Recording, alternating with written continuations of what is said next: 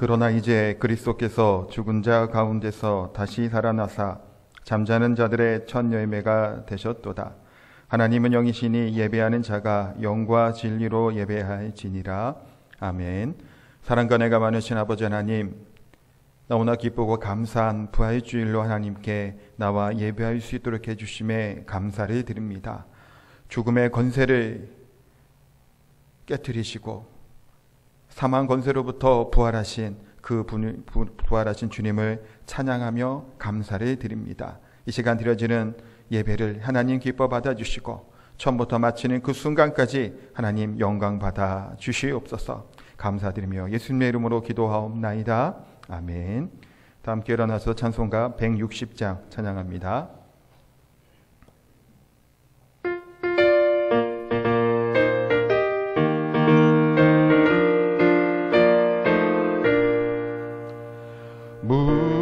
무덤에 머물러 예수 내 구주 새벽 기다렸네 예수 내 주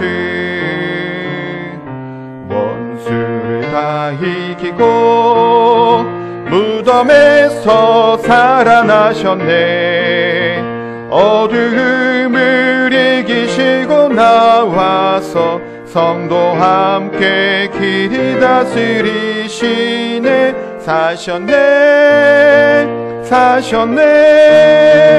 예수 다시 사셨네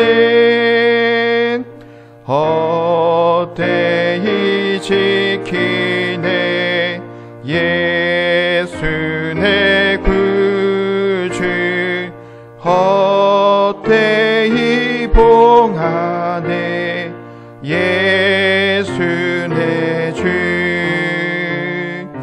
원수를 다 이기고 무덤에서 살아나셨네 어둠을 이기시고 나와서 성도 함께 길 다스리시네 사셨네 예수 다시 사셨네 거기 못 가두네 예수 내 구주 우리를 살리네 예수 내 주 원수를 다 이기고 무덤에서 살아나셨네 어둠을 이기시고 나와서 성도 함께 길 다스리시네 사셨네 예수 다시 사셨네. 아멘. 교동문 하도록 하겠습니다. 교동문 134번입니다. 134번 부활절 두 번째입니다. 내가 받은 것은 먼저 너희에게 전하였노니 이는 성경대로 그리스도께서 우리 죄를 위하여 죽으시고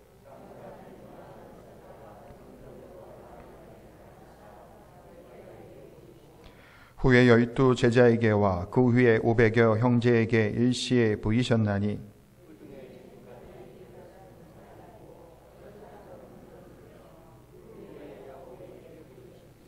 그 후에 모든 사도에게와 맨 나중에 만삭되지 못하여 난 자 같은 내게도 보이셨느니라.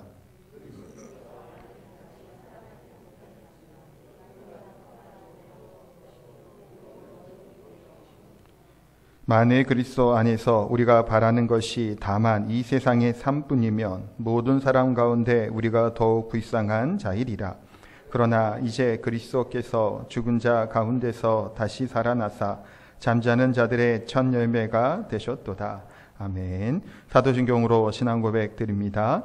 나는 전능하신 아버지 하나님 천지의 창조주를 믿습니다. 나는 그의 유일하신 아들 우리 주 예수 그리스도를 믿습니다. 그는 성령으로 잉태되어 동정녀 마리아에게서 나시고 본디오 빌라도에게 고난을 받아 십자가에 못 박혀 죽으시고 장사된 지 사흘 만에 죽은 자 가운데서 다시 살아나셨으며 하늘에 오르시어 전능하신 아버지 하나님 우편에 앉아 계시다가 거기로부터 살아있는 자와 죽은 자를 심판하러 오십니다. 나는 성령을 믿으며 거룩한 공교회와 성도의 교제와 죄를 용서받는 것과 몸의 부활과 영생을 믿습니다. 아멘. 자리에 앉으셔서 165장 찬양합니다.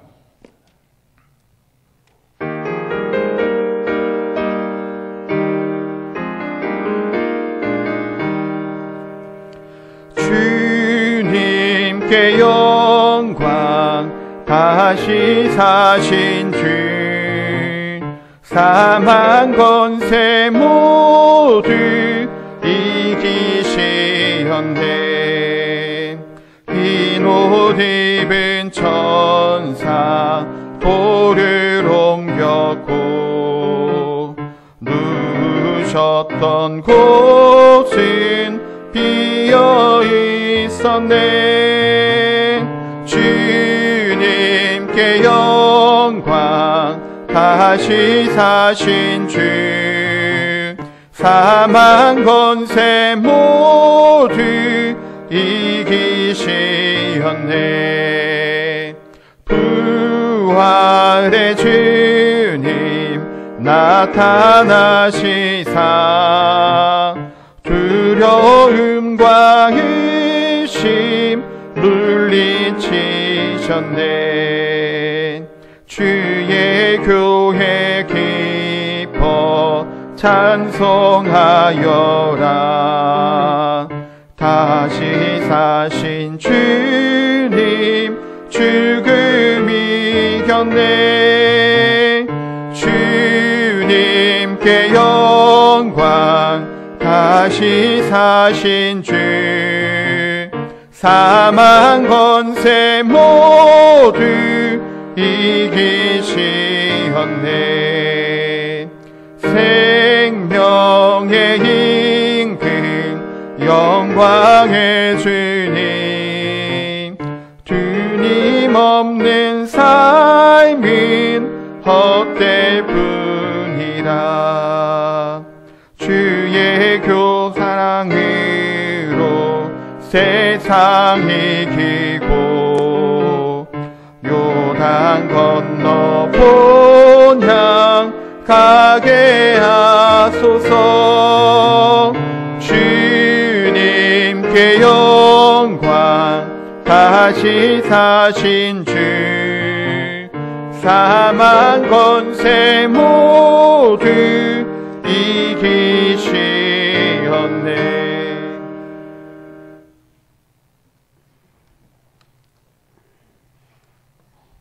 죽음과 사망 권세를 이기시고 승리의 깃발을 세우신 주님의 이름을 찬양합니다. 저희 죄인들을 위해 죽으셔서 참 생명과 소망을 허락하시고 기쁨의 길로 나가게 하시니 참으로 감사를 드립니다. 오늘 이 기쁜 부활 아침에 진리의 예수 그리스도가 생명의 자리에 계심을 믿고 주님 전에 나오사오니 저희들의 찬양과 경배를 받아 주시옵소서. 주님의 부활을 통해 참된 소망을 얻고 교회가 굳게 세워졌음에 불구하고 저희들은 주님을 널리 증거하지 못했고 때로는 의심도 하였습니다. 이 연약한 심령들이 부활의 신앙을 되찾고 주님께서 구속하신 사랑을 이웃에게 전할 수 있게 하여 주시옵소서. 코로나19로 인하여 온 세계가 고통 중에 처해 있습니다. 많은 사람들의 상처가 속히 치유되게 하시고 그리스도의 사랑과 복음이 전파되게 하여 주시옵소서. 무엇보다도 갈 길 몰라 방황하는 사람들이 부활의 주님을 만나게 하시고 하나님의 나라의 복된 소식들을 듣게 하여 주시옵소서. 이 나라의 민족을 보호하여 주시옵소서. 특별히 경제가 어려움에 처해 있습니다. 코로나19로 인하여 없는 서민들이 생활고에 시달리고 있사오니 하루빨리 회복되게 허락하여 주시옵소서. 자비로우신 하나님, 이 시간 슬픔과 낙심 중에 좌절하고 있는 심령 위에 주님의 사랑으로 위로와 평안을 주시고 슬픔이 기쁨으로 낙심이 희망으로 바뀌는 역사가 나타나게 허락하여 주시옵소서. 우리 모든 성도들의 삶이 하나님의 말씀에 따라 살아갈 수 있는 믿음과 용기와 희망을 주시기를 간절히 기도드립니다. 하루빨리 함께 예배드릴 수 있도록 허락하여 주시옵소서. 이 시간 우리 목사님을 통하여 부활의 메시지가 선포될 때에 우리의 마음의 문을 활짝 여시고 세상에서 승리할 수 있는 용기와 부활의 능력을 허락하여 주시옵소서. 이 모든 말씀을 부활의 첫 열매가 되신 예수 그리스도의 이름으로 간절히 기도드렸습니다. 아멘.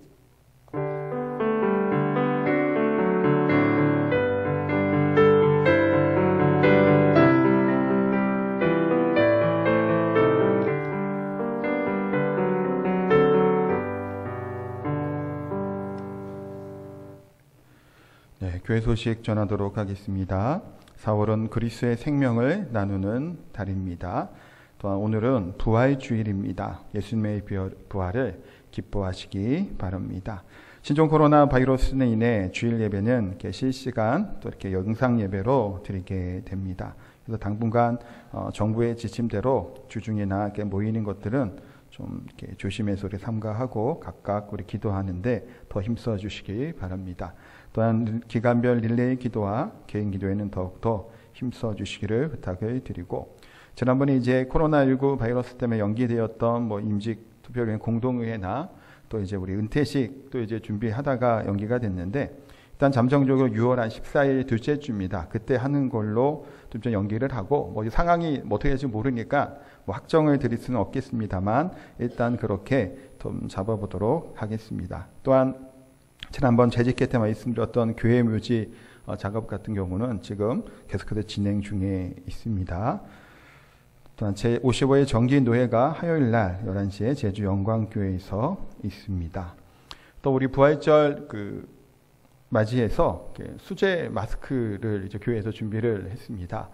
화면에 보시는 것들처럼 색깔은 이제 다양하게 있습니다. 그러니까 지금 교회 마크도 이렇게 붙여서, 그러니까 이제 주문해서 특별히 이렇게 좀 제작을 한 마스크예요. 이게 면이고 재질은 좀 좋은 거를 썼는데 안에 이따 가실 때 받아가시면 되는데 이렇게 부직포를 넣어두면 되고 아니면 필터를 넣을 수 있도록 이렇게 공간을 좀 이렇게 해놓은 마스크입니다. 그러니까 이제 오늘 오신 분들은 이제 작년 기준이에요. 그러니까 하나씩 가져가시면 되고, 또 오늘 못 오시는 분들은 주중에도 괜찮습니다. 다음 주에도 또 이렇게 나눠드리고 할 테니까 오셔서 교회 사무실에 오셔서 이렇게 하나씩 이렇게 받아가시고 또 쓰시면 됩니다.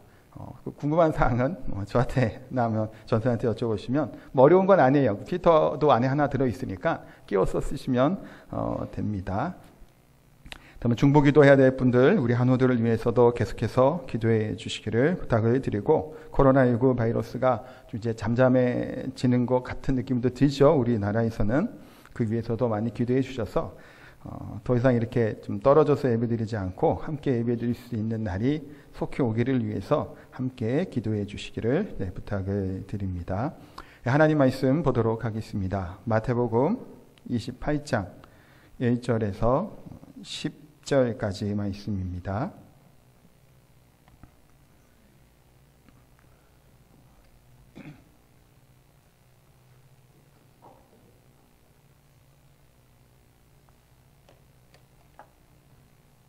신약성경 마태복음 28장 1절에서 10절까지 말씀 교독하도록 하겠습니다. 안식일이 다 지나고 안식 후 첫날이 되려는 새벽에 막달라 마리아와 다른 마리아가 무덤을 보려고 갔더니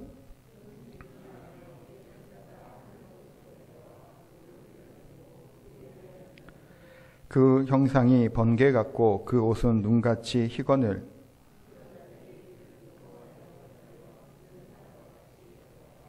천사가 여자들에게 말하여 이르되 너희는 무서워하지 말라. 십자가에 못 박히신 예수를 너희가 찾는 줄을 내가 아노라.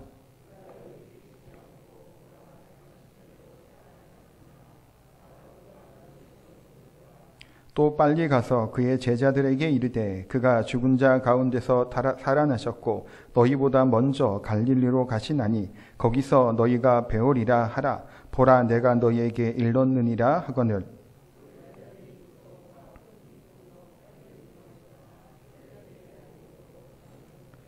예수께서 그들을 만나 이르시되 평안하냐 하시거늘 유아들이 나아가 그 발을 붙잡고 경배하니 이에 예수께서 이르시되 무서워하지 말라. 가서 내 형제들에게 갈릴리로 가라 하라. 거기서 나를 보리라 하시니라.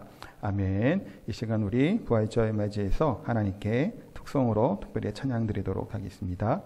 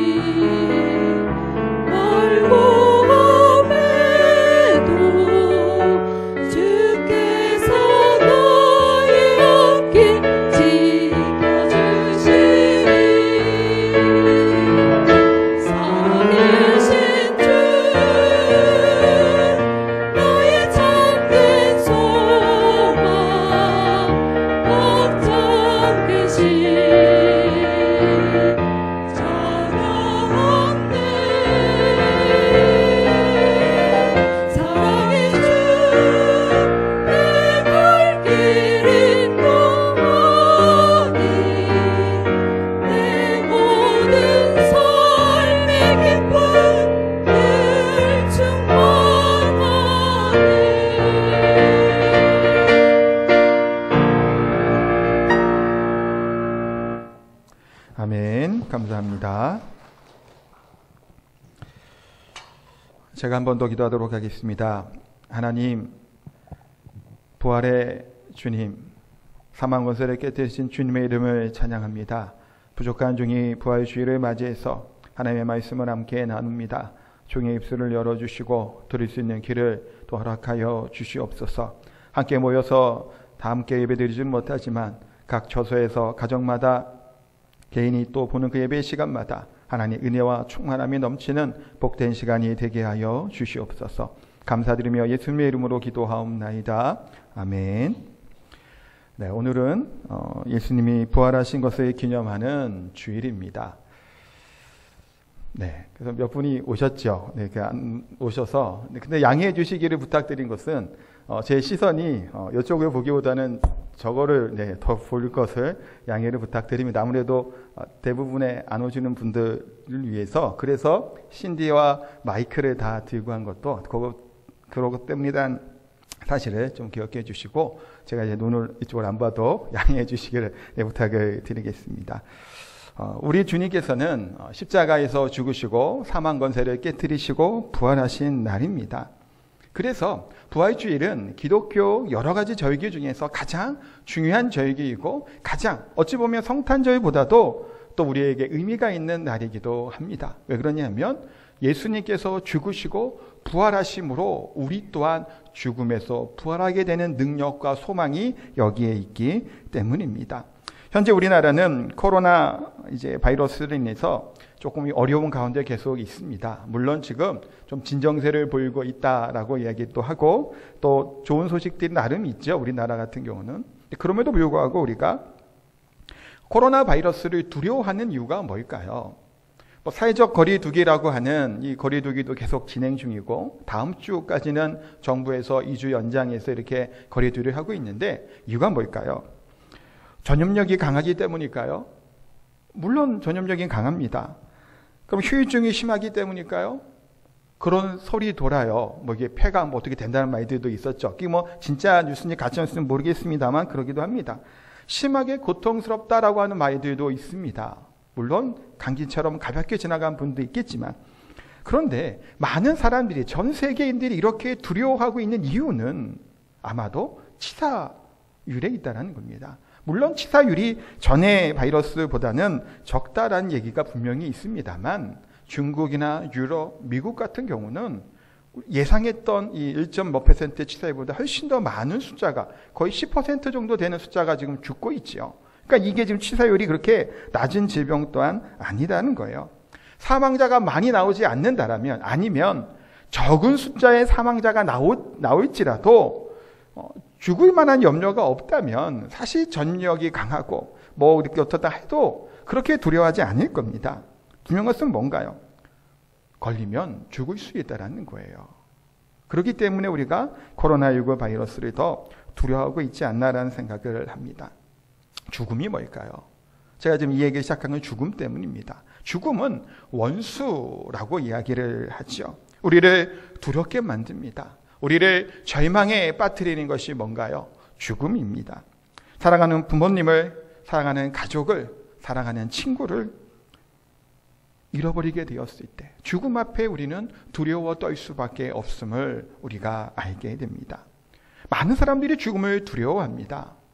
예전에 죽지 않기 위해서 애쓰고 노력했던 중국의 황제가 있었죠. 누군가요? 진시황입니다. 불로초를 먹기 위해서 애썼던 사람입니다. 결국 그도 죽었습니다. 많은 사람들이 어떻게 하면 특별히 죽음을 피해갈 수 있을까를 노력했던 사람도 참 많이 있습니다. 도가에서 얘기하는 우하등선한다라는 것이 뭘까요? 안 죽는 거예요. 간단하게 얘기하면 신선이 된다라는 것은 안 죽는다는 겁니다. 열반에 들고 하는 그런 모든 그런 동양 사상이 뭘까요? 죽지 않고자 하는 것들이 분명히 있다라는 거예요. 그래서 어떤 분은 그래서 이런 얘기도 했다고 해요. 누가 그 아름다운 날에 한 조각만이라도 가져다 줄 수 있을 것인가 라고 하는 탄식하는 시인의 탄식도 있었다라는 겁니다. 아름다운 기억의 조각들, 죽었던 남편이, 자식이, 가족들이, 연인들이 좀 살아왔으면 좋겠다고 하는 생각을 가져보신 줄 있을 겁니다. 저도 그런 생각을 한 적이 있습니다. 저도 이제 어릴 때 어머니가 돌아가셨기 때문에 좀 잠시만이라도 좀 더 같이 살았으면 하는 아쉬움이 들 때도 참 많이 있었습니다. 정말 사랑하는 사람을 잃어본 경험이 있는 분들은 이 말을 아마 절감하실 겁니다. 이 아픔을 경험해보지 못한 사람은 사실은 모르겠지만 이것을 경험한 사람들, 너무나 사랑하는 사람을 떠나보냈을 때 그 아픔과 절망적인 상황은 이루 말할 수 없다라는 사실을 생각해 보게 됩니다. 저희 할머니들도 외할머니처럼 다 살아계세요. 연세가 많으시죠. 근데 얼마 전에 제 아내 할머니가 소천하셨습니다. 한 2주 됐나요? 그러면서 든 생각이 뭘까요? 저희 할머니도 지금 두 분 다 살아계신데 연세가 90 이렇게 되세요. 하여튼 많으신데 지금은 그래도 건강하신 것 같고 지난번 휴가도 찾아뵙고 그러긴 했는데 그분들도 준비를 해야 되는 생각이 안 들 수가 없었던 겁니다. 저희 아내 할머니도 99세까지 사시다 올해 장수하셨어요. 그렇지만 90세가 넘어간다는 것은 장수지요. 그렇지만 조만간, 아니 어쩌면 언제 어떻게 어르신들이 될지 모르기 때문에 준비할 수밖에 없음을 더 생각해 보게 됩니다. 그런데 보세요. 예수님께서는 부활하심으로 죽음의 권세로부터 우리들의 원수되고 절망을 빠뜨리는 이 죽음에서부터 어떻게 하셨나요? 이것을 깨뜨리시고 사망 것을 깨뜨리고 영원한 생명을 주시는 소식, 그 이야기를 전파하는 날이 무슨 날인가요? 바로 오늘이에요. 부활의 주일이라는 겁니다. 그러므로 예수 그리스도께 다시 부활하신 이 사건, 이 소식에 대해서 우리는 기뻐하지 않을 수 없는 겁니다. 감사하지 않을 수 없는 것이고 이 날은 그 어느 날보다도 기뻐하며 감사하며 하나님께 영광 올려드리는 거룩하고 복된 시간인 줄 믿습니다. 그래서 오늘 본문의 말씀을 보면서 이 부활에 대한 의미를 한번 깨달아 보려고 하는데 예수님께서 7절에 보니까 갈릴리에서 다시 제자들을 만날 것에 대해서 이야기를 하십니다. 갈릴리라고 하는 곳은 어떠한 곳인가요? 굉장히 제자들에게는 예수님에게는 의미 깊은 장소이기도 합니다. 마태복음 26장 31절, 32절의 말씀을 같이 한번 보도록 하겠습니다. 함께 읽겠습니다. 그때에 예수께서 제자들에게 이르시되 오늘 밤에 너희가 다 나를 버리리라. 기록된 바 내가 목자를 치리니 양의 떼가 흩어지리라 하였느니라. 그러나 내가 살아난 후에 너희보다 먼저 갈릴리로 가리라. 아멘. 예수님께서 이제 잡히시기 전에 제자들에게 이야기를 나누실 때 먼저 갈릴리에서 내가 가겠다, 거기서 만나겠다라고 말씀하고 있습니다. 갈릴리가 뭘까요? 이 부활의 의미를 생각해 봐야 됩니다. 부활은 그래서 첫 번째 뭐냐면 처음 사랑을 깨닫게 하는 것이 부활이에요. 베드로가 나중에 얘기도 하겠지만 어디서 다시 그 처음 사랑의 감격을 누리게 되나요? 갈릴리 호숫가에 있는 데입니다. 그래서 부활은 처음 사랑의 깨닫게 함을 보게 됩니다. 제자들이 만났던 곳이 갈릴리죠. 많은 제자들이 갈릴리 출신이었습니다. 베드로는 그물이 찢어지도록 깊은 곳에 가서 그물을 던져라 했을 때 그것을 경험했던 곳이 갈릴리입니다. 나를 따라오너라라고 말씀하셨을 때 그들이 따랐던 곳이 어딘가요? 갈릴리 지역이에요. 풍랑이 있을 때 죽게 됐다고 난리쳤을 때 그때 이 제자들을 구원해 주시고 평안케 하시고 이 풍랑을 잠잠케 하셨던 곳이 어딘가요? 갈릴리입니다. 또한 보리떡 5개와 물고기 2마리라고 하는 오병이어 사건이 있었던 곳도 어딘가요? 갈릴리 벳세다 들판에서 이와 같은 일도 경험하게 됐던 겁니다. 이제 주님은 부활하셔서 이 제자들, 도망갔던 이 제자들과의 관계를 회복시키기 위해 다시 갈릴리에서 만날 것에 대해서 말씀하고 있습니다. 제가 에베소서 말씀을 같이 계속 몇 주를 나누어 봤죠. 2주 전에 봤던 말씀 중에 에베소 교회를 이렇게 얘기를 했습니다. 에베소 교회는 대단한 교회다라고 말씀을 드렸습니다. 진리를 수호했던 교회입니다. 고난이 와도 이 고난에서 도망가거나 두려워 떨고 있었던 것이 아니라 끝까지 믿음을 지켰던 교회가 에베소 교회입니다. 우상이 있었던 교회이죠. 물질 만능주의가 가득했던 지역입니다. 음란함이 가득했던 지역이 어디였다고 말씀드렸나요? 에베소 지역이었습니다. 그럼에도 불구하고 에베소 교회는 어떻나요? 끝까지 믿음을 지킨 겁니다. 그런데 에베소 교회에 문제가 있었죠. 기억하시나요? 2주 전 말씀, 첫사랑을 잃어버렸다는 겁니다. 그것은 이제 계시록 말씀을 가서 이렇게 연결해서 말씀을 드렸던 건데, 첫사랑, 하나님이 만났던 그 사랑의 그 마음들을 잃어버린 겁니다. 모든 것들을 다 버리고 내가 주님만 쫓겠다라고 얘기했던 그 감동들, 감격들이 사라져버린 겁니다. 처음 사랑에 가졌을 때의 감격이 어떻나요? 그때도 말씀드렸지만 아무것도 없어도 충족스럽고 만족스러운 것이 이 첫사랑을 가졌을 때 우리의 감정이었을 겁니다. 처음 주님을 만났을 때 감격들이 있죠. 어찌할 바를 모르는 그런 능력들, 아니면 황홀할 정도로 그런 충만함들이 우리 가운데 다 있었다라는 겁니다. 그런 뜨거운 감정, 열정을 만들었던 것이 바로 첫사랑일 텐데, 마태복음 20장에 보면 예수님께서 이제 베다니 나병 환자의 집에 찾아갔던 이 시몬의 집에 식사하던 장소가 있었습니다. 거기서 어떠한 일이 있었냐면 한 여인이 나옵니다. 우리가 잘 아는 것처럼 옥합을 깨뜨렸던 여인이 나옵니다. 굉장히 비싼 가격이었죠. 이것을 깨뜨렸을 때 예수님의 제자들이 뭐라고 얘기하나요? 마태복음 26장 8절에 보니까 이렇게 얘기를 합니다. 제자들이 보고 분기하여 이르되 무슨 의도로 이것을 허비하느냐라고 말씀을 해요. 마태복음엔 이렇게 나오지만 또 가룟 유다가 주동이 되기도 하죠. 이 제자들이 같이 들고 일어나는 겁니다. 아니 이렇게 허비할 게 아닌 것은 허비했다고 난리를 쳐요. 그때 예수님이 뭐라고 얘기를 하시나요? 이 여인의 믿음들, 이 여인의 마음들, 이 여인의 사랑을 예수님이 인정해 주시고 이 복음이 증거될 때마다 이 여인이 행한 일도 함께 증거될 것에 대해서 말씀하고 있습니다. 예수님을 향한 사랑의 마음이 이 여인은 가득했던 겁니다. 물론 내용을 좀 더 살펴보면 이때 기름 부음을 했던 의미는 뭐였을까요? 승리의 왕의 입성을 위한 준비였을 겁니다. 그러나 결과적으로는 장례를 준비하는 기름 부음이 되었던 거기도 합니다만 이 여인은 아끼지 않았던 거예요. 이 값비싼 것을 드린 거죠. 무슨 용도로 이것을 모아놨을까요?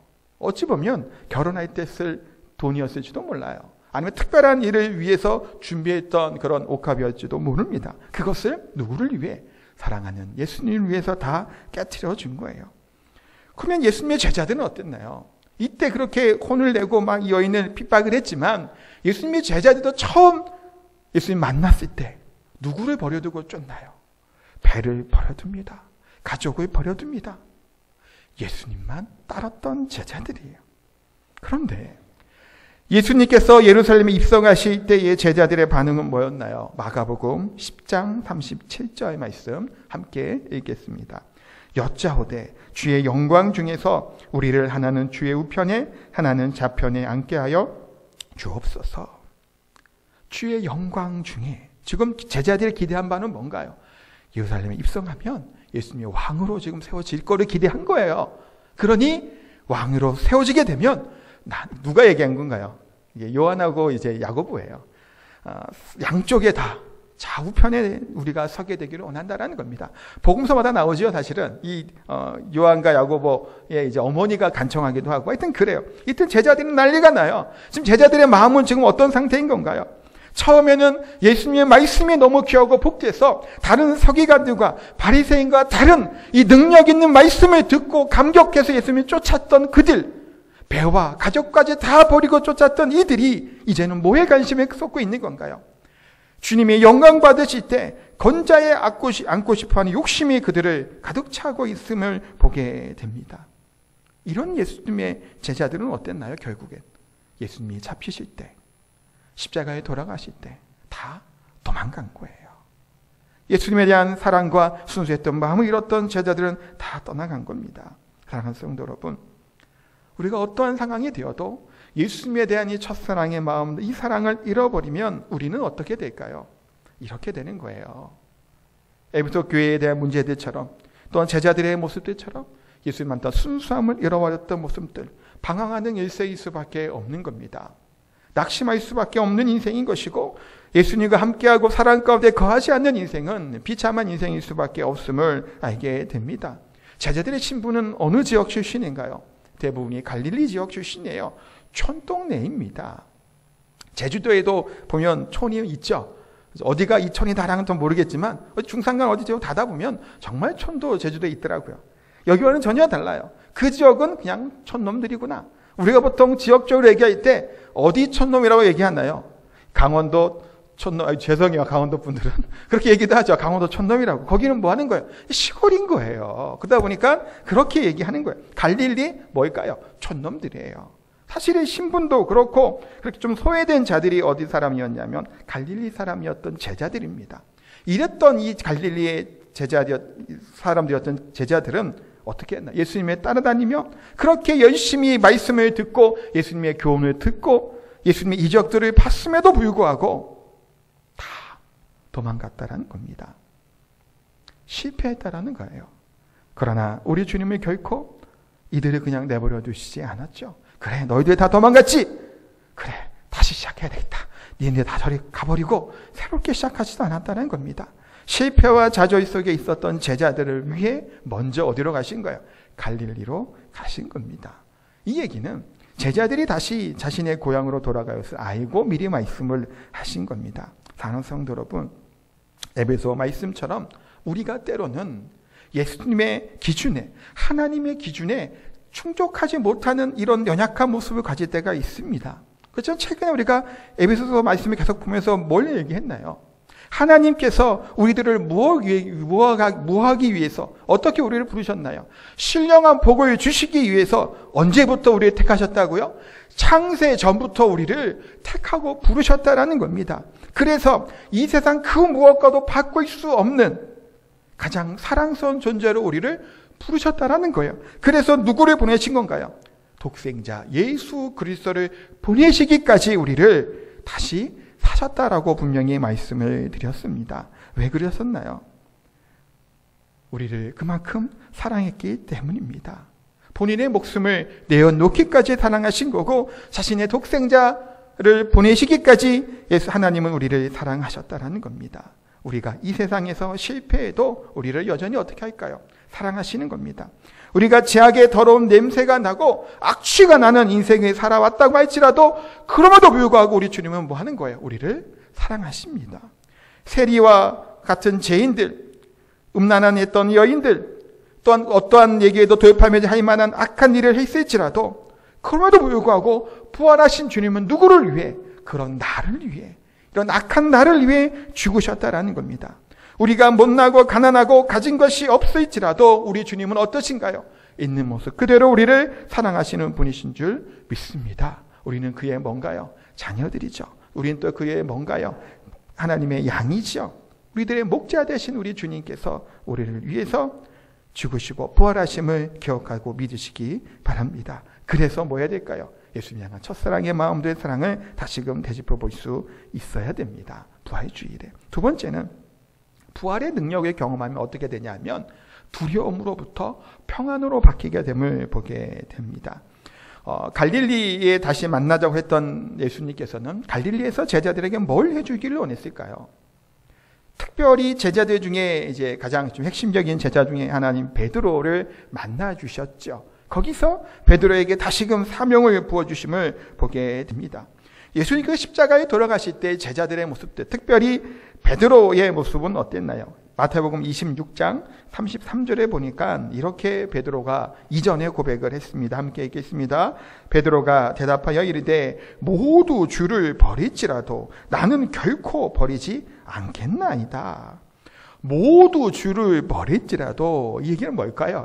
이것들은 버릴 수도 있다는 얘기예요. 지금 베드로의 가정은 이놈들은 믿음도 없고 신앙도 없고 예수님 사랑도 없어서 이들은 버릴지 몰라도 나는 뭐예요? 결단코 버리지 않겠다라는 겁니다. 호언장담을 합니다. 그렇게 큰 소리 뻥뻥 쳤던 베드로가 어떻게 되나요? 26장 74절입니다. 마태복음 이 말씀 함께 읽도록 하겠습니다. 그가 저주하며 맹세하여 이르되 나는 그 사람을 알지 못하노라 하니. 이게 세 번째 부인에 대한 대목이에요. 저주하며 맹세하기까지 하면서 예수님이 뭐라고 한 거예요? 모른다라는 거예요. 그것도 저 사람 모른다고 얘기를 하는 겁니다. 저주하여 맹세하기까지 해요. 이전에 호언 장담했던 그 장담, 그 용기, 그 믿음 그것이 다 없어졌습니다. 왜 베드로가 이렇게 두려웠다며 저주하며 맹세하기까지 하면서 거부했을까요? 두려웠기 때문이에요. 나도 예수님처럼 잡혀서 죽을까 봐 두려웠던 겁니다. 사랑하는 성도 여러분, 이만큼 죽음이라고 하는 것 두려운 겁니다. 그런데 부활은 어떤가요? 베드로를, 제자들을 바꾸어 놓았습니다. 두려움을 평안과 기쁨으로 바꾸었고 담대한 믿음의 용사로 바꾸어 놓은 줄 믿습니다. 사도행전 3장 14절 15절 말씀 우리가 함께 읽도록 하겠습니다. 너희가 거룩하고 의롭고 이를 거부하고 도리어 살인한 사람을 놓아주기를 구하여 생명의 주를 죽였도다. 그러나 하나님이 죽은 자 가운데서 그를 살리셨으니 우리가 이 일의 증인이라. 아멘. 제자들은 제사장들, 서기관들, 장로들이 위협을 하고 또 달래기도 하였음에도 불구하고 이들은 어땠나요? 부활의 증인이 된 겁니다. 또한 사도행전 4장 19절에도 이렇게 고백을 합니다. 이것도 읽겠습니다. 베드로와 요한이 대답하여 이르되 하나님 앞에서 너희의 말을 듣는 것이 하나님의 말씀을 듣는 것보다 옳은가 판단하라. 무엇이 옳은지 판단해 보라는 거예요. 이 얘기는 뭘까요? 당신들이 아무리 위협을 하고 아무리 우리를 꼬드겨도 뭐 한다라는 거예요? 부활의 증인으로서 이런 사명을 감당하겠다라는 겁니다. 이 얘기는 뭘까요? 당신들이 나를 죽여도 나는 이 얘기를 끝까지 하겠다라는 거예요. 겁쟁이들이었잖아요. 두려워 떨던 자들이었잖아요. 그러나 부활하신 주님을 만난 이들은 순교를 무릅쓰고 담대하게 복음을 증거하는 자들이 된 겁니다. 더 이상 뭐 하는 거예요? 죽음이 두렵지 않은 거예요. 내가 어떻게 될 것이 두려워하지 않은 거예요. 예수님의 제자들이 어떻게 죽었는지 얘기 많이 아실 거예요. 그림도 막 찾아보면 나오고 그렇죠. 도마 같은 경우는 인도에 가서 죽었다고 합니다. 선교하다가. 또 마태는 에티오피아에 가서 순교했다고도 하고, 베드로는 잘 아실 거예요. 어떻게 죽었다고 얘기하고 있나요? 거꾸로 십자가에 달려 죽었다고 얘기도 합니다. 베드로의 형제였던 안드레는 X자형으로 되는 십자가 틀에서 죽었다라고 하는 말들도 있죠. 토백혀 죽은 자들도 있고 참수되어 죽은 자들도 있습니다. 수많은 제자들이 도망갔던 이 제자들이 이제는 뭐 하는 거예요? 죽음을 두려워하지 않는 거예요. 부활의 가장 큰 그 증거가 뭘까요? 뭐 여러 이야기를 댈 수 있어요. 뭐 증인도 있다고 얘기하겠지만 제자들이 순교했다라는 것이 부활의 증거예요. 누가 자기의 생명을 두렵지 않겠냐라는 거예요. 제자들이 예수님을 보지 못했다라면 죽을 수 있나요? 안 죽지요. 누가 죽을 길을 가겠습니까? 근데 제자들이 예수님 뭐 하는 거예요? 만난 거예요. 죽은 것도 하긴 했잖아요. 무덤에 들어가신 것도 봤잖아요. 그런데 죽었던 주님이 살아나셨다가 승천하시는 겁니다. 이것을 봤는데 어떻게 안 믿어요?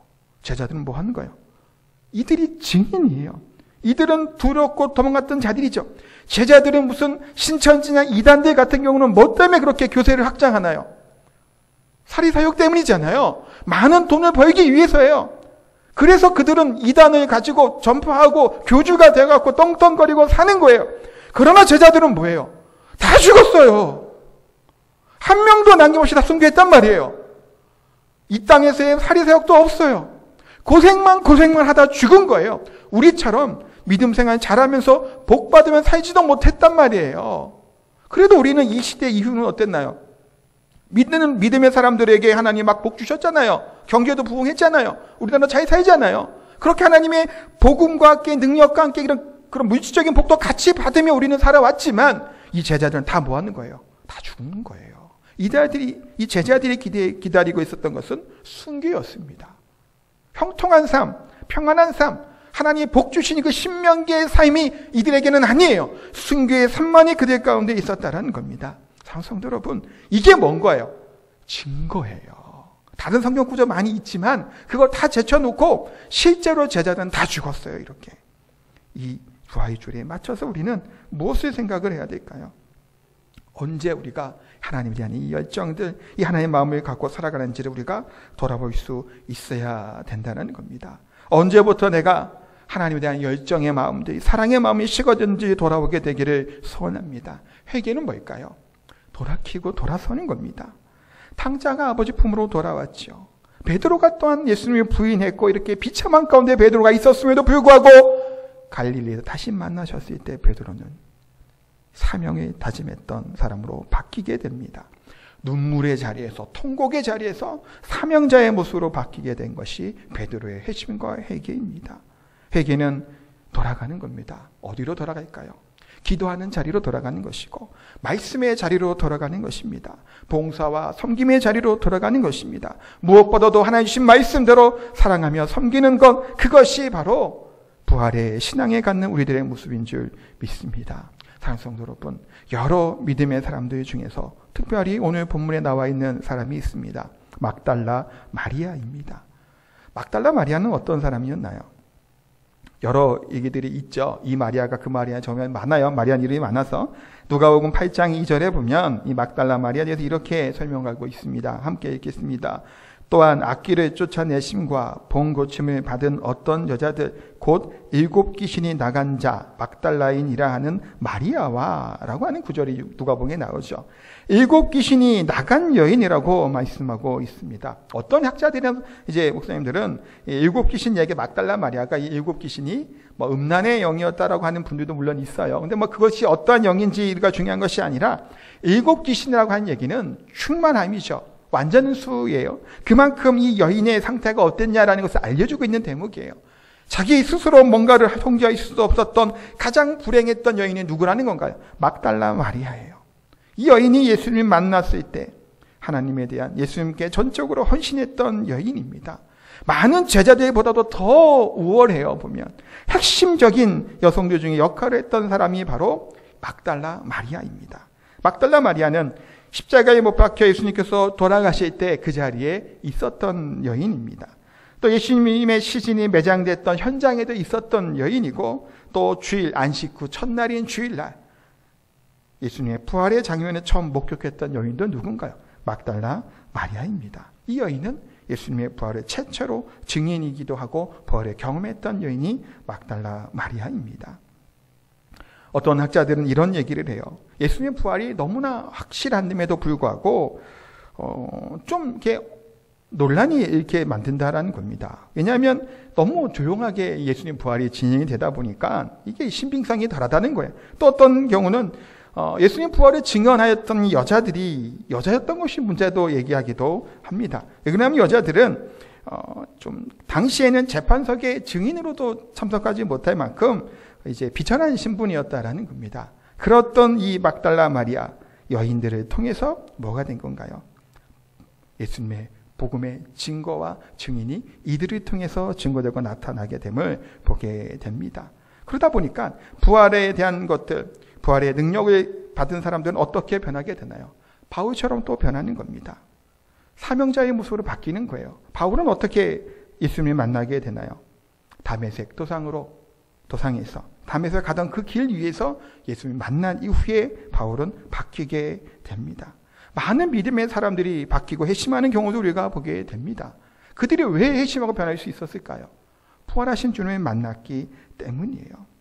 제가 작년에 부활주일 설교할 때 언더우드 선교사님 예를 한번 제가 들었습니다. 이게 들었었는데 언더우드 선교사님이 이제 부활주일에 이제 우리 한국에 들어오게 되고 또 이제 많은 이제 우리나라에서 사역들을 감당했던 이 선교사님의 이야기를 잠시 나누었는데 간단하게 그분 얘기 한 번 더 말씀을 드리면 그분의 기도문은 다들 아실 거예요. 언더우드의 기도라고 이제 검색해 보시면 다 나옵니다. 메마른 땅, 자라나지 못한 나무들을 얘기합니다. 그러면서 어둠과 가난 인생에 묶여있는 조선 사람들밖에 없다라는 거예요. 그 분이 기도할 때 조선의 마음이 보이지 않는다라는 겁니다. 양기자라고 하며 자신들을 핍박하는 이들의 모습을 볼 때 답답하며 하나님께 기도한 거예요. 경계와 의심과 멸시와 천대만 가득하다라는 겁니다. 그러면서 이분들이 고백했던 것은 뭔가요? 머지않아 은총의 땅이 되리라는 것을 믿는다라는 겁니다. 그래서 자기에게 내게 믿음을 주옵소서라고 하는 기도의 고백들이 나옵니다. 이분 선교사님들이 오셔서 YMCA도 조직하고 연희 전문학교, 연세대 전신이죠. 조선의 희망과 여러 가지 것들을 했던 선교사님들이요. 그런데 오늘 소개해 준 분은 최초의 개신교 선교사이자 순교자였던 토마스 선교사님을 잠시 소개하려고 합니다. 이 토마스 선교사님은 영국에서 이제 목사님 아들로 태어난 분이에요. 1863년 런던 선교회 파송을 받아서 상하이로 가게 됩니다. 그러니까 처음에 조선을 몰라요. 당시 유럽이나 이쪽권에서는 조선이라는 나라 있는지도 모르는 사람이 많았대요. 중국으로 온 거예요. 근데 캐롤라인 사모님이 이 환경이 바뀌게 되잖아요. 영국과. 그러다 보니까 거기서 이제 순교하게 됩니다. 별로 사역도 못 해보고. 그러고 나서 상해 주재 책임자였던 무어헤르 선교사와의 불화가 겹치다 보니까 이제 선교사 일을 사임하게 되고 이제 청나라 해상세관으로 통역하는 일을 하게 됩니다. 그런데 이제 지푸라고 하는 곳에서 대원군이 박해를 하게 돼서 박해를 피해 중국에 있었던 김자평, 최선이라고 하는 천주교인들을 이분이 만난 겁니다. 근데 이들을 만나서 얘기해 보니까 성경을 전혀 모르는 거예요. 그래서 이 성교사님이 조선 선교에 대한 마음을 갖게 된 겁니다. 1865년 9월에 서해안에 도착해서 약 2달 반 동안 선진포, 석호종, 또 만경호, 만경대 등을 돌면서 한국말을 배우고 100여 권의 성경을 나누어 주기도 하면서 선교 활동을 합니다. 그러다가 폭풍우를 만나 이제 간신히 목숨을 건지고 1866년 1월에 북경으로 돌아갔다가 그 이듬해인 1860년 8월에 그 후원을 받아서 이제 선교를 떠나게 됩니다. 그러니까 통역사 자격으로 미국 국적의 무장 상선이었던 아들 제너럴 셔먼호 들어보셨죠? 이 배를 타게 됩니다. 그래서 대동강으로 들어오게 된 거예요. 선교를 하기 위해서. 근데 당시의 조선에는 거듭되는 외세의 열강들의 그런 침입이 계속되다 보니까 대원군의 세국 정책은 철저하게 더 진행되게 됩니다. 외국에 대한 굉장히 나쁜 감정을 가지고 있었던 당시예요. 1860년 8월 27일에 한 포구에 정박한 셔먼호는 조선 사람들에게 강력하게 통상을 요구를 하는 겁니다. 그러면서 조선의 군인 이현익을 억누하기도 하고 총과 포를 쏘아서 사상자를 내는 좀 강압적인 일을 한 거예요. 이 제너럴 셔먼호는 무장상선이에요. 그러다 보니까 교육을 위해서 오긴 했지만 무장을 갖고 있었던 배입니다. 그러다 보니까 이제 반감이 심했죠. 그러다가 9월 2일 날 양각도의 모래톱에 배가 자초되는 일이 일어나게 됩니다. 어떻게 됐을까요? 있던 격분했던 조선의 군인들이 배를 공격을 합니다. 배에 타고 있던 사람들이 모두 다 죽게 돼요. 그래서 배를 공격하니까 배에서 탈출했던 토마스 선교사님도 물에 뛰어들었다가 하여튼 잡히게 됩니다. 다 죽게 되는데 9월 2일 토마스 선교사는 27세의 나이에 순교하게 됩니다. 그런데 이제 토마스 선교사님을 죽였던 박충건이라고 하는 사람이 이런 증언을 합니다. 내가 서양 사람을 죽이는 중에 한 사람을 죽인 것은 내가 지금 생각할수록 이상한 감이 들었다. 내가 그를 찌르려고 할 때 그는 두 손을 마주 잡고 무슨 말을 한 후 붉은 배를 입힌 책을 가지고 웃으면서 나에게 받으라고 권하였다. 내가 죽이긴 하였으나 이 책을 받지 않을 수가 없어서 받아왔노라 라고 하는 고백을 합니다. 토마스 선교사님에게 성경을 받은 이들 중에서는 훗날 평양에 유력한 신앙인들이 많이 생겼습니다. 그를 죽였던 박충건이라고 하는 사람은 평양교회의 장로가 되었고 장사포의 홍신길이라고 하는 사람은 서가교회를 석호종 만경대의 최지랑은 평양교회에 창립을 하게 되고 성경을 또 뜯어서 벽지로 쓰기도 했습니다. 당시에. 벽지로 쓰게 됐을 때 영주주사, 영문주사 박영치라고 하는 사람은 그 벽지로 썼던 그 자기 처서를 예배 처서로 바꾸게 되고 너희 딸의 교회를 세우게 된 겁니다. 토마스 선교사님이 복음을 증거할 때 특별히 조선 땅에 와서 뭐 선교한 것이 없어요. 그냥 이렇게 죽은 겁니다. 제대로 들어오지도 못하고 죽은 거예요. 근데 그럼에도 불구하고 이분의 헌신을 통해서 조선에 생기가 돌아오게 된 겁니다. 하나님께 감동하여서 내가 복음을 증거하기 위해 나아갔던 토마스 선교사님의 이 순교와 또 이분의 열정 때문에 조선이 변화되게 되고 이와 같은 일들 때문에 나비 효과가 일어나게 되는 거죠. 많은 선교사들이 아까 했던 원도 선교사님도 들어오시게 되고 많은 분들이 들어와서 조선 땅에 복음을 증거하는 일들이 일어나게 됐던 겁니다. 사랑하는 성도 여러분, 부활의 신앙은 뭘까요? 이처럼 한 사람의 인생을 송두리째 바꾸는 겁니다. 부활하신 주님을 경험하면 식어진 심령이 뜨거워지는 놀라운 능력이 있음을 믿습니다. 입만 열면 불평, 원망, 비판에 나오는 분들도 있죠. 때로는 내 자신이 그럴 때가 있어요. 그러나 억지로가 아닌, 불평이 아닌 부활의 신앙과 능력을 경험하는 사람들은 뭔가요? 삶의 목표가 바뀌는 겁니다. 핍박자였던 바울이 순교자로 바뀌고 27세의 젊은 이 토마스 선교사는 자기의 생명을 자기 아내마저도 선교를 위해 잃었음에도 불구하고 웃으면서 성경책을 건네주었던 이분들의 순교는 다 무엇 때문일까요? 죽음을 두려워하지 않는, 죽음 이후에 있는 부활의 능력을 경험했던 분인들이기 때문에 이처럼 능력 있는 삶을 산 줄 믿습니다. 사랑하는 성도 여러분, 부활주일에 이 부활의 의미들을 꼭 기억하시고 우리의 삶에 중심이 이 땅과 이 세상에만 몰두해 있는 것이 아니라 부활의 주님을 바라보고 우리가 죽음 이후의 부활이 약속되어 있음을 믿음으로 우리 삶이 변화되는 놀라운 능력 가운데 나아가는 저와 성도님 되시기를 예수님의 이름으로 축복하고 기도합니다. 우리 찬송하겠습니다. 찬송가 171장 찬양하시면서 헌금 드리도록 하겠습니다.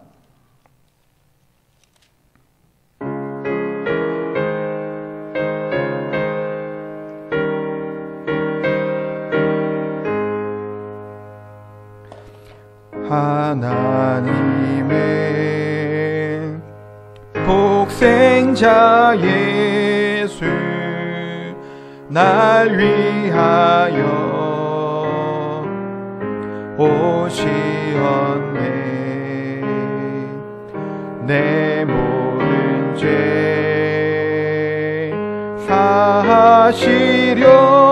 사하시려고 십자가 지셨으니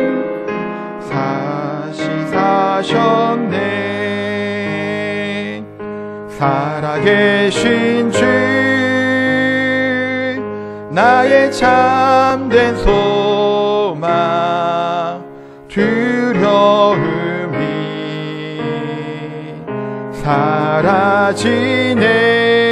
사라지네. 사랑의 주내 갈 길 인도하니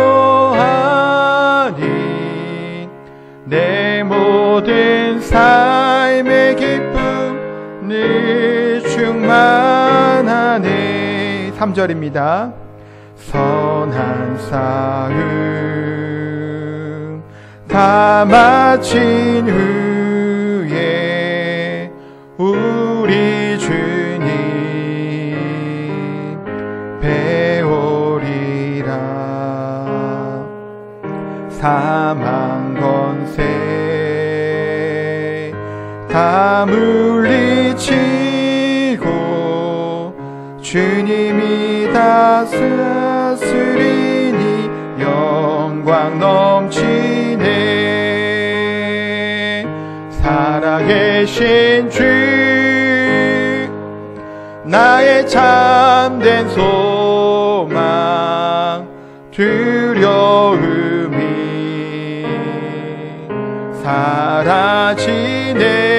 사라지네.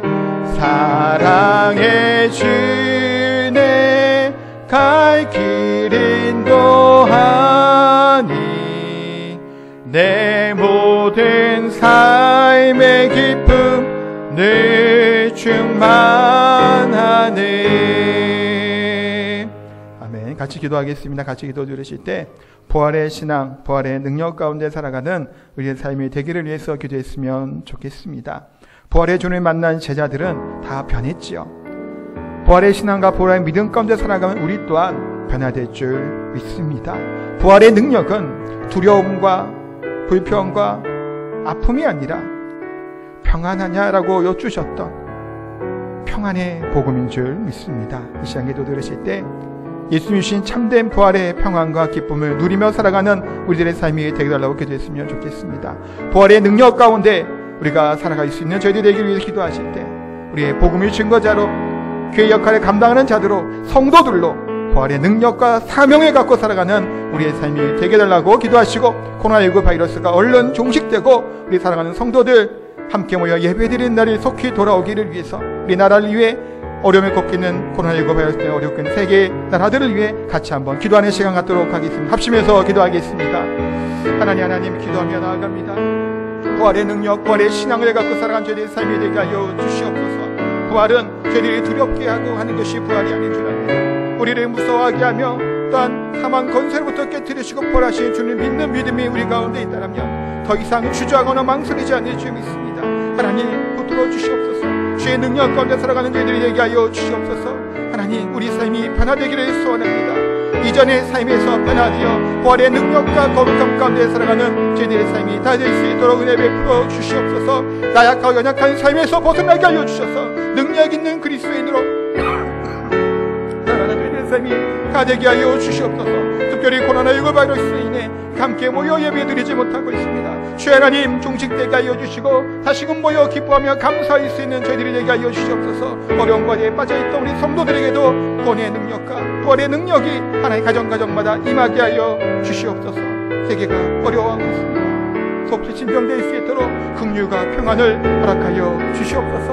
부활의 평안함이 우리 교회의 모든 성도들에게 제주 땅에 대한민국의 세계 모든 나라에 임하게 하여 주시옵소서. 주여 하나님 믿습니다. 버리는 것은 저희들에게 하여 주시옵소서.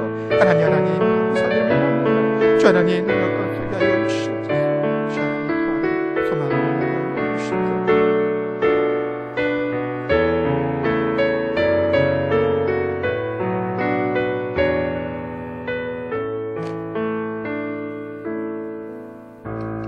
거룩하고 존귀하신 하나님, 부활의 주님을 경험했던 제자들이 변했던 것처럼 우리 또한 부활의 주님을 만남으로 또 부활의 주님 만났던 그 기억을 다시금 되새기며 능력 있는 그리스도인을 사는 저희들의 삶이 다 되게 하여 주시옵소서.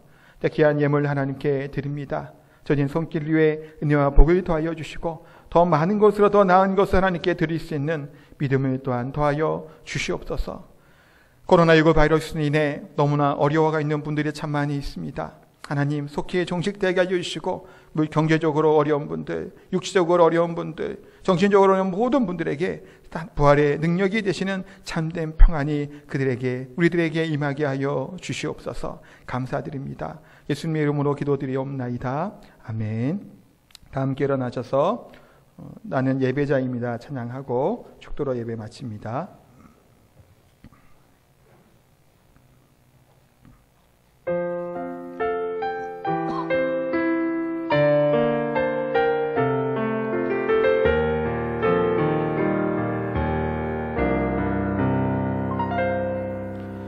나는 하나님을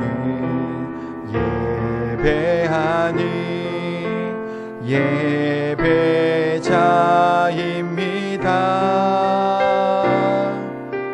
내가 서 있는 곳 어디서나 하나님을 예배합니다.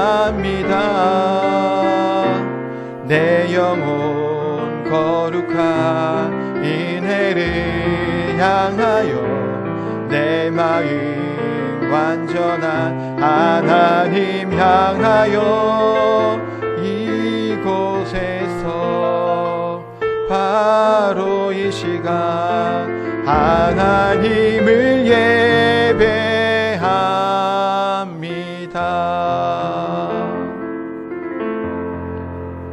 이제는 우리 구주 예수 그리스도의 은혜와 하나님 아버지의 극진하신 사랑과 성령의 교통하심이 부활의 주님을 믿음으로 그 능력 가운데 참된 평안과 능력을 바라며 살기로 원하고 돌아가는 우리 사랑하는 성도님들 머리머리 위에 가정과 교회 위에 영원히 함께 하시기를 축원하옵나이다. 아멘.